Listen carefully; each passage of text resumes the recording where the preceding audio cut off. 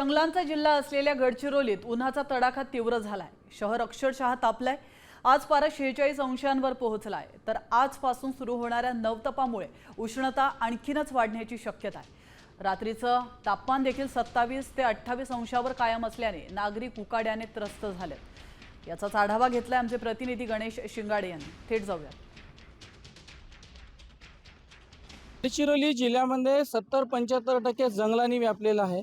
मात्र आज गडचिरोली जिल्ह्याचं तापमान 46 अंश सेल्सिअस डिग्रीवर पोहोचलेलं आहे। गडचिरोली जिल्ह्यातील अनेक भागामध्ये जंगल व्यापलेलं आहे, सागवान आहे, मात्र कुठेतरी सूर्य आग ओकताना दिसत आहे। आज गडचिरोली जिल्ह्याचा पारा हा 46 अंश सेल्सिअस डिग्रीवर पोहोचलेला आहे आणि सर्वात महत्त्वाचं विशेष म्हणजे नवतपा आजपासून सुरुवात होत आहे।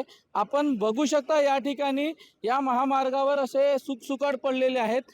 नवतपा आजपासून सुरुवात होत आहे आणि विशेषतः म्हणजे नवतपा हे 9 दिवस पुन्हा चालणार आहे आणि सूर्य याच पद्धतीने आग ओकणार आहे।